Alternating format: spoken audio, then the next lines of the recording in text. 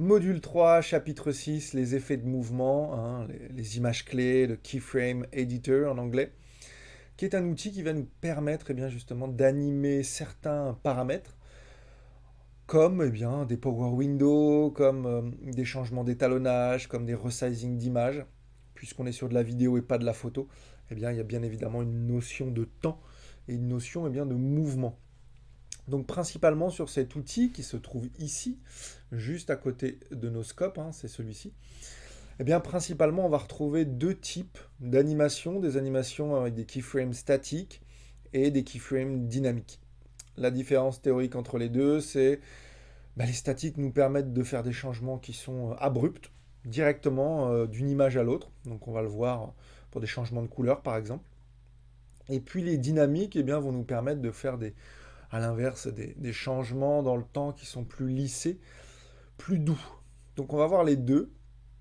Et avant ça, bien, on va voir un petit peu comment se compose cet outil. Donc on a ici dans le master, on a quatre outils. Le rond ici, hein, qui désactive complètement le nœud en question. On a le cadenas pour bloquer à partir du moment où vous avez fait des changements et que vous ne voulez plus avoir accès pour ne pas faire d'erreur, vous pouvez le bloquer. Ici, la création d'images clés automatiques. On verra ce que c'est juste après. Et on a une petite flèche qui nous permet, quand on l'ouvre, d'avoir accès à différents paramètres. On va y revenir. On a correcteur et on a échelle. Correcteur s'applique à l'un des nœuds qu'on aurait fabriqué. Échelle s'applique à l'entièreté de l'image. Donc, ce qui est important, c'est que en fonction de là où vous avez mis votre effet, admettons que sur cette image, par exemple, on ait fait des corrections colorimétriques primaires. On va dire, allez, 3 nœuds de correction colorimétrique primaire. Et bien, le quatrième, c'est justement celui-ci sur lequel on veut faire un petit effet. Très bien. Dans ce cas-là, vous voyez ce qui s'est ouvert ici. J'ai maintenant un correcteur 2, 3 et 4. Donc mon effet, il va prendre vie sur ce correcteur numéro 4. Ça, c'est important de le comprendre. Pour le clip que j'ai sélectionné, on va le regarder ensemble. Une jeune femme qui est au sport, donc qui fait de l'haltérophilie, de l'arraché avec un développé. Voilà. Voilà, vous avez vu le mouvement.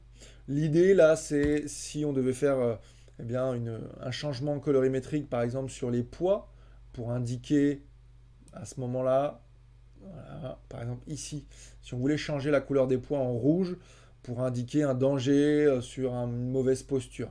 Voilà. Donc on veut qu'à ce moment-là précis, donc un changement abrupt, bien les disques passent au rouge. Bien très bien. C'est ce qu'on va faire, c'est la création d'une image clé fixe. Donc je positionne ma tête de lecture à l'endroit où je veux que mon effet prenne vie. Notez que les deux têtes de lecture, celle-ci et puis celle-ci, sont corrélées. Donc que vous bougiez l'une ou l'autre, c'est pareil, elles bougent ensemble. Donc je vais positionner exactement là où je veux que mon effet prenne vie. Voilà, ici. À partir de ce moment-là, j'ouvre mon correcteur numéro 4 sur la petite flèche qui est ici, pour que s'affichent bien les possibilités que j'ai. Moi j'ai dit que je voulais un changement de couleur. Donc le changement de couleur, c'est quoi? C'est étalonnage. Très bien. À partir de ce moment-là, en face de cette ligne-là, je vais venir à l'endroit de la tête de lecture et je vais faire un clic droit pour ajouter une image clé fixe. J'ajoute mon image clé, vous voyez ce qui s'est passé, ça m'a créé un rond. Le rond, c'est ce qui nous permet de voir que c'est une image fixe. On verra l'image dynamique après. Je reste positionné ici et à partir de ce moment-là, je peux effectuer le changement que je veux. En l'occurrence, là, j'ai dit que je voulais changer la couleur de mes disques, donc je vais déjà les sélectionner pour redéfinir plus précisément, mais ça, vous avez l'habitude. Voilà. J'essaye de faire une sélection la plus précise possible. On va nettoyer un petit peu les noirs. Voilà. Vous voyez que c'est pas mal. Bon, il reste encore un petit peu des disques qui sont là, mais bon, c'est pas mal. Je vais aller prendre mon araignée.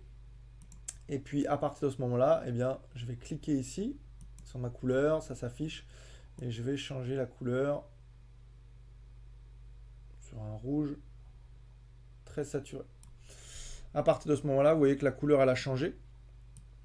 Si je remets au début et que je mets play maintenant, Vous voyez ce qui se passe? Donc c'est vert, pas de problème, elle va faire son arraché. Hop!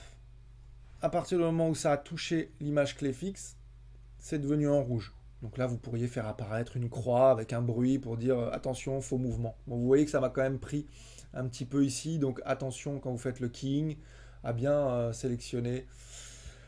Mais c'était l'exemple que je trouvais le plus intéressant dans la base de données que j'avais. Si je continue à faire play, ben vous voyez que ça reste en rouge. Donc à partir du moment où vous avez créé une image clé fixe, elle reste de ce moment-là jusqu'à la fin de votre clip. Si vous voulez que ça repasse au vert, je ne sais pas moi, boum, au moment où ça retombe par terre par exemple, eh bien vous rajoutez à nouveau une image clé, et puis bah, vous venez remettre au vert. Donc là, ce que je ferai, c'est que voilà, je remettrai simplement à 0. Et donc là, j'aurai bien, eh bien ça passe brusquement au rouge, c'est rouge, c'est rouge, c'est rouge, boum, ça repasse au vert. Ça, c'est les images clés fixes pour faire des changements abrupts.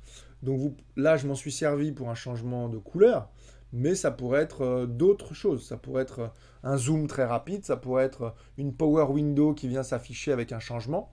C'est l'un des critères possibles. Vous les avez tous ici, de toute façon. Vous voyez, hein, les PW, c'est power window.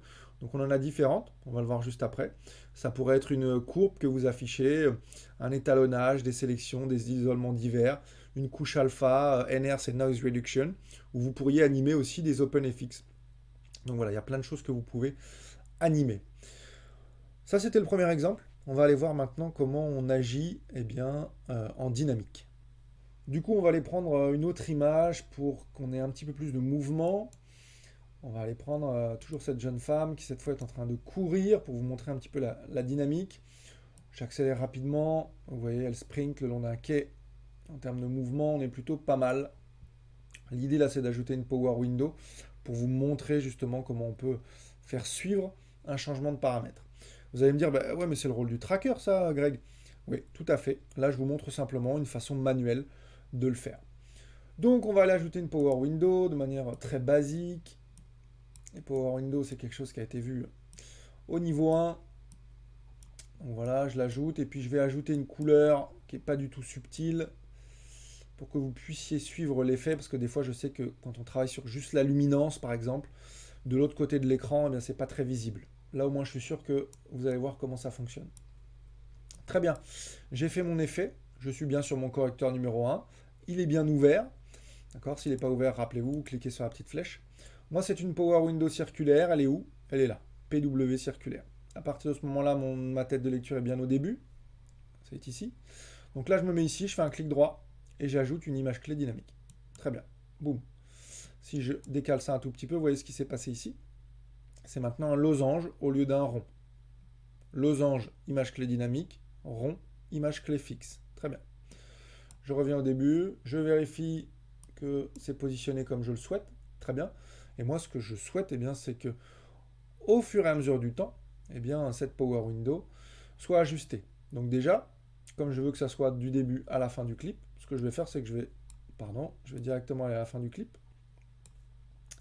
On voit qu'à la fin du clip, c'est plus du tout aligné. Donc ce que je vais faire, c'est que je vais faire un clic droit, ajouter une image clé dynamique, et je vais changer le paramètre, c'est-à-dire que là, je vais le recentrer.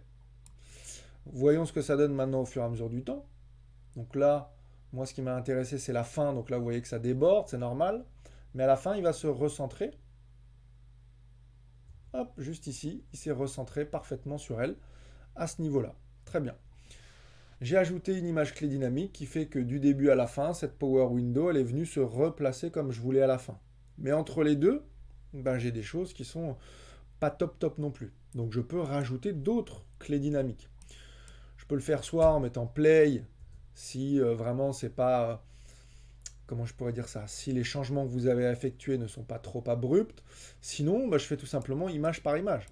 Je pars du début, et puis image par image, je regarde comment est centré mon effet. S'il y a des choses qui débordent, là j'ai un pied qui sort par exemple.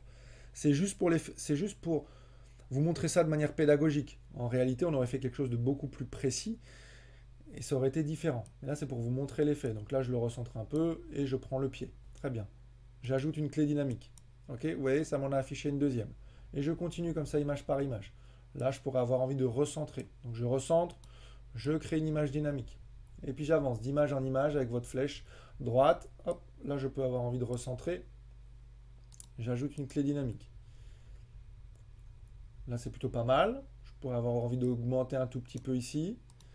Hop, j'ajoute une clé. Là, c'est pas mal. Voilà, c'est plutôt centré. Bon, vous avez compris l'idée. Je vous montre ce que ça donne en termes de mouvement. Donc, vous voyez, hop, cette fois, ma Power Window suit parfaitement mon athlète. Le problème de ça, c'est que c'est très time consuming. Comment on dit en français, je sais plus, ça prend beaucoup de temps. Chronophage, voilà. C'est très chronophage et donc du coup, on a la possibilité d'ajouter des choses qui sont automatiques. Donc là, je vais remettre à 0. Celle-là, j'enlève, j'enlève, j'enlève, j'enlève. Ma Power Window, elle a été enlevée, donc je vais la remettre rapidement. Hop, faire ça très rapide. Cette fois, on va prendre du rose, on s'en fiche.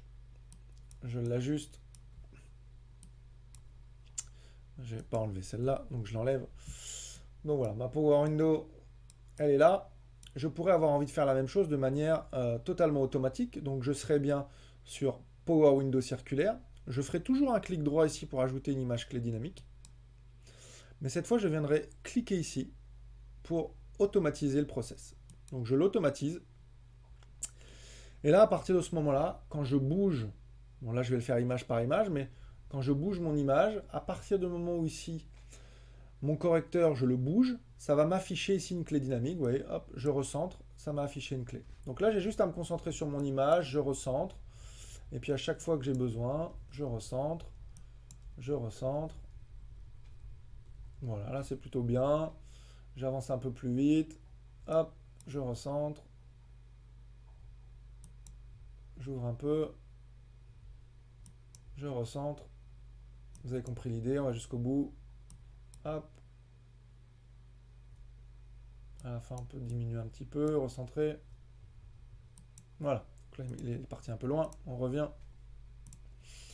Donc voilà, maintenant, vous avez animé ça de manière automatique et vous voyez que ça suit parfaitement. Donc là, encore une fois, l'effet grossier, c'est pour vous montrer simplement comment vous pouvez agir dessus. Donc j'ai remis à 0 pour vous montrer cette fois la mise à l'échelle, c'est-à-dire que cette fois-ci, ici, quand vous êtes sélectionné sur échelle, ça va prendre en considération toute l'image et pas simplement le nœud sur lequel vous auriez mis votre correcteur. Donc on pourrait très bien décider à l'échelle de l'image entière d'afficher une image clé fixe ou une image clé dynamique. Là, pour vous montrer sur cet exemple-là, je vais ajouter quelque chose de dynamique et on va imaginer en fait que tout au long de sa course, eh bien, on va venir zoomer sur elle pour finir sur son visage, comme si le cadreur sur le terrain eh bien, était en train de zoomer sur elle pour finir sur ses émotions. Donc là, je viens sur échelle, j'ouvre, je sélectionne ce qui m'intéresse, en l'occurrence là moi c'est échelle source, je viens créer mon image dynamique, je cible bien au début, je vais à la fin, là où je veux que mon effet se termine, pareil, échelle, je trouve, échelle source, ajouter une image dynamique, ça m'a bien créé mon schéma. Et là, à partir de ce moment-là, eh bien, qu'est-ce que je veux comme effet? Là, j'ai dit un zoom. Donc, je vais zoomer. On va faire un petit pan. Voilà. Et on va décaler un tout petit peu pour qu'on ait un petit peu plus de regard de ce côté-là. Est-ce que je pourrais zoomer encore un peu plus? Là, ça dépend après de la qualité de l'image que vous avez. Bon, on va estimer que c'est pas mal. Je reviens au début. Et vous voyez que petit à petit, quand je mets play, ça vient zoomer, zoomer, zoomer sur elle pour être sur son visage. Voilà, pour qu'on soit très bien cadré. On est sur ses émotions. Bon, là, l'image n'est pas terrible, vous me l'accorderez. Mais on est bien sur ses émotions. J'ai bien cadré correctement pour qu'on ait suffisamment d'espace du côté du regard.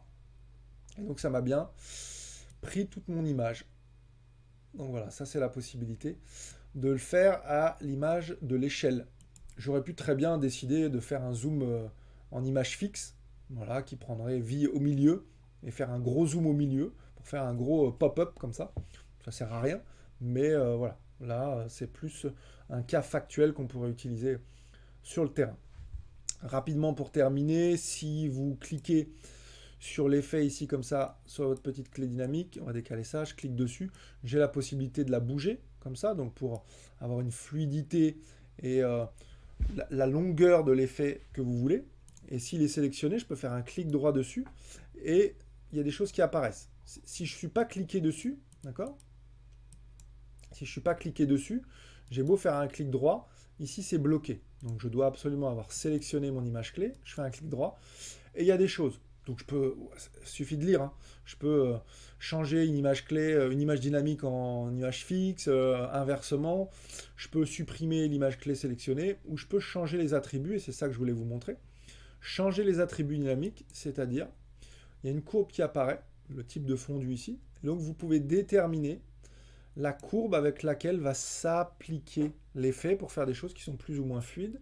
Donc avec le début de la fondue et la fin de la fondue, eh bien vous créez voilà, votre petite courbe de manière fluide. Vous cliquez sur OK et à partir de ce moment-là, eh bien votre effet s'applique de manière très douce. Vous voyez, petit à petit, ça vient zoomer. Donc voilà les amis, ça c'est pour les images clés dynamiques. Et puis là, simplement ici, vous avez affiché tous les correcteurs possibles, simplement les correcteurs au niveau de la couleur et simplement les correcteurs au niveau de l'échelle. Donc si je fais juste au niveau de l'échelle, vous voyez que ça les met en surlignage. Ici, vous pouvez zoomer sur votre timeline pour justement ce qu'on vient de voir sur les courbes pour pouvoir faire quelque chose de plus précis. Et puis selon l'écran que vous avez, là moi c'est un tout petit écran donc ça ne marche pas, vous pouvez ici cliquer pour étendre un petit peu tout ça. Donc voilà les amis, terminé pour cette leçon, on va aller maintenant voir le noise reduction.